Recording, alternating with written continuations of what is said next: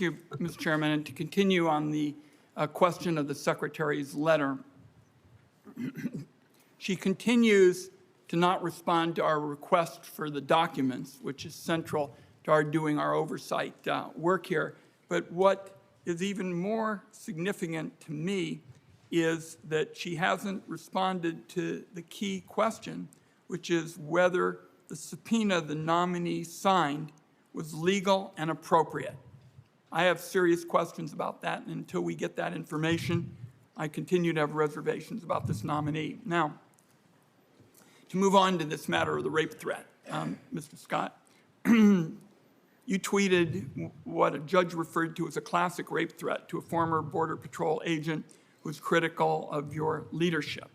And you tweeted at her on this matter, quote, "Lean back, close your eyes, and just enjoy the show." To a former officer who took issue with you in CBP leadership for the culture you'd fostered, a culture that included the alleged cover-up of the brutal killing of Mr. Rojas, this strikes me as exceptionally troubling. She had said that she had been raped while she was at the academy, and you chose to respond with a rape threat.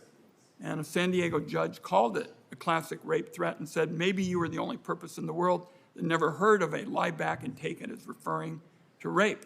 Now, as far as I can tell, there hasn't been any real apology, no apology in court. Do you think this is acceptable, in your view, to respond to a former officer in this way? So I'd like to thank you for bringing this up, because I like to clear the air. There was an apology. I actually, even after that court, went and met with her specifically in front of witnesses with her attorney and said the same thing I did in court with a little more. That was not my intent. I was challenging after about 4 years of being insulted left and right. I had a weak moment. I apologize for that, but I was not making any type of a threat. I was challenging her creative imagination that I had asked her for. Pardon me, you were challenging her creative imagination about rape? That is not what I said. I was challenging her creative imagination about multiple allegations against me and the agency that she would never provide any information or data to support or any evidence. But regardless, I apologized to her. I told her that I believed it was out of line.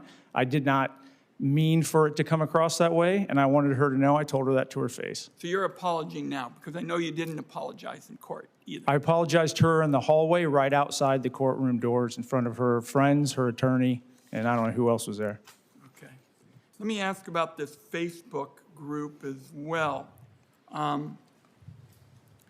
You were one of only 2 senior CBP officials that were members of this CBP Facebook group that contained racist and sexually explicit content.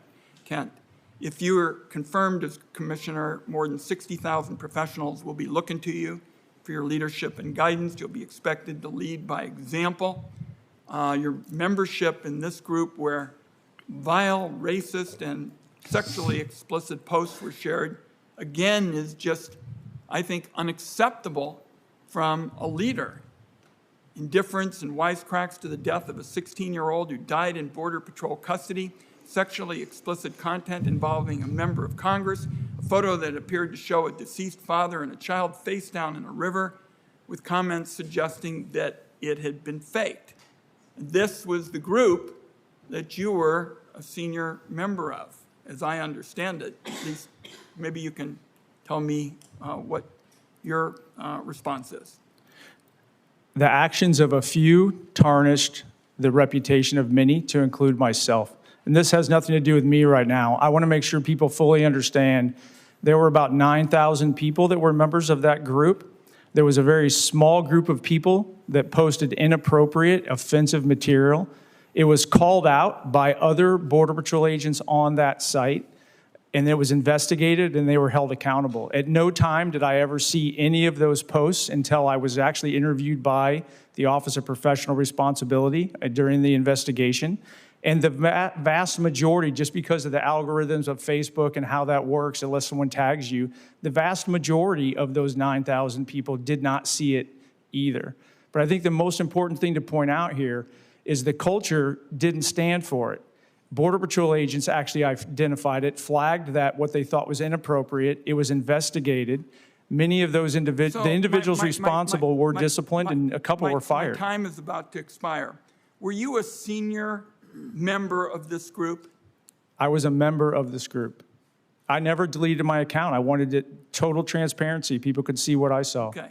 So you were, in fact, one of only 2 Border Patrol chiefs who were members of the group whose activity resulted in 2 employee removals, 43 suspensions, and 12 letters of reprimand.